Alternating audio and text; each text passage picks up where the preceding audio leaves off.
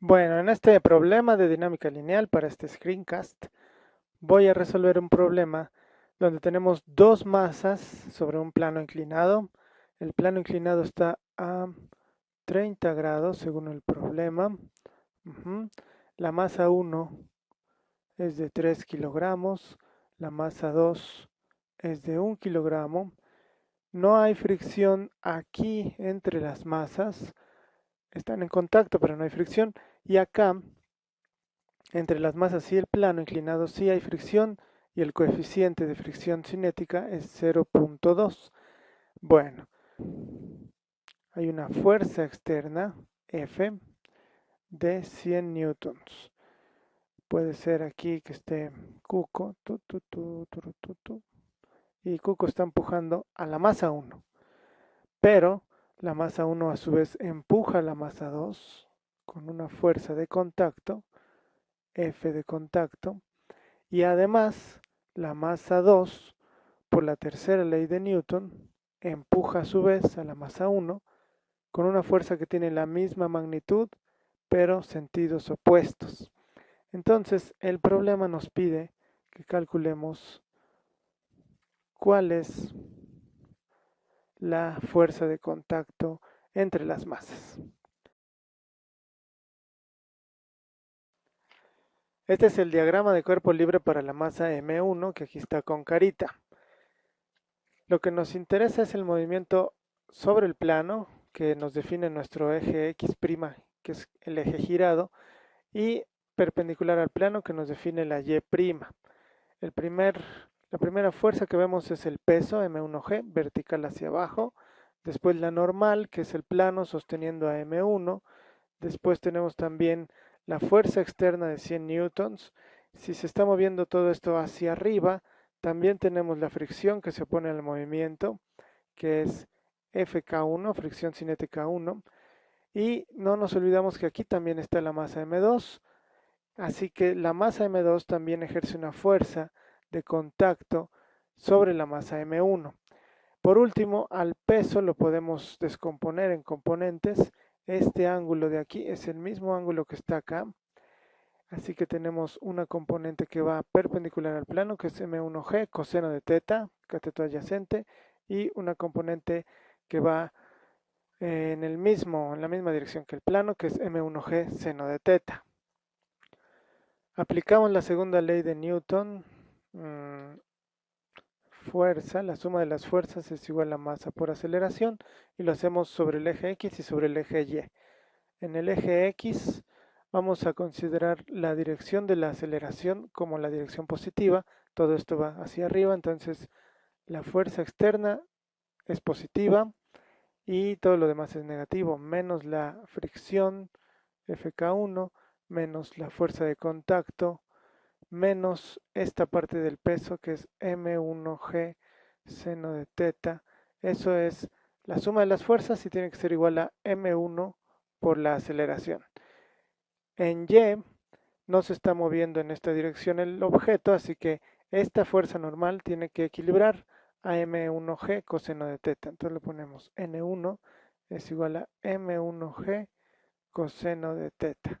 Y además, la fuerza de fricción se define como el coeficiente de fricción que está entre el plano y el objeto por la normal involucrada, en este caso es la normal N1, que vale esto, así que esto es mu k por M1G coseno del ángulo.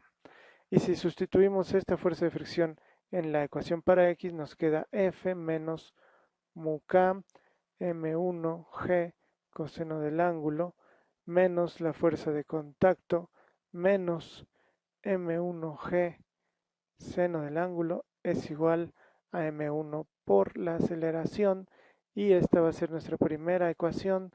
La vamos a guardar aquí, pero todavía nos hace falta otra porque tenemos una incógnita, dos incógnitas y una sola ecuación. Ahora viene el diagrama de cuerpo libre para la masa M2. Aquí dejé la ecuación para la masa M1, nada más para tenerla ahí.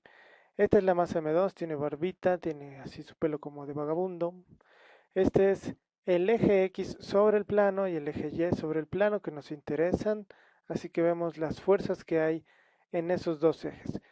El peso de la masa M2 cae verticalmente hacia abajo, como en el otro caso. También tenemos la normal que sostiene, es el plano inclinado sosteniendo a M2, que en este caso es N2. Tenemos la fuerza de fricción, como N2 se está moviendo hacia arriba también, la fricción se opone al movimiento y en este caso es la segunda fuerza de fricción. Tenemos también a M1, aquí está M1, así que hay que considerar la fuerza que ejerce M1 sobre M2, que es la misma fuerza de contacto que ejercía M2 sobre M1, pero en sentido contrario. Y por último, recordamos que este ángulo entre el peso y la vertical respecto al plano es el mismo ángulo que el del plano inclinado y podemos descomponer el peso en dos componentes de la misma manera que con M1. Aquí tenemos M2G coseno de teta y M2G seno de teta. Entonces, eso sería todas las fuerzas que hay y aplicamos la segunda ley de Newton. La suma de las fuerzas es igual a masa por aceleración. Otra vez en X, nuestra aceleración va en esta dirección, es la dirección positiva, así que la fuerza de contacto es positiva, esta de acá, menos la fricción, menos M2G seno de teta, eso es igual a M2 por A. En Y, como en M1, no se está moviendo M2 sobre el eje Y, así que la normal 2 tiene que equilibrar a esta componente del peso, que es M2G coseno del ángulo. Y nuevamente la fricción 2, por definición, es el coeficiente de fricción que hay aquí por la normal que está aplicándose sobre la masa 2, que es N2, y eso es igual a esto, es como con M1, así que nos queda esto para la fuerza de fricción. La sustituimos acá nuevamente, tenemos la fuerza de contacto menos la fuerza de fricción, que es esto, mu k M2G coseno del ángulo menos M2G seno del ángulo es igual a M2 por A. Y esta es nuestra ecuación B. Ya tenemos dos ecuaciones con dos incógnitas. La fuerza de contacto es una y la aceleración es otra. Aquí tenemos las dos ecuaciones que acabamos de obtener, en donde tenemos dos incógnitas. Una es la fuerza de contacto y la otra es la aceleración. Como no nos piden la aceleración, sino queremos saber la fuerza de contacto, lo que hacemos es despejar la aceleración de las dos ecuaciones. De la primera, la aceleración va a ser igual a 1 entre m1, simplemente paso dividiendo eso por todo lo de acá. Y de la segunda, la aceleración también es igual a 1 entre m2, paso dividiendo este m2 por todo esto de acá también. Entonces, igualo estas dos.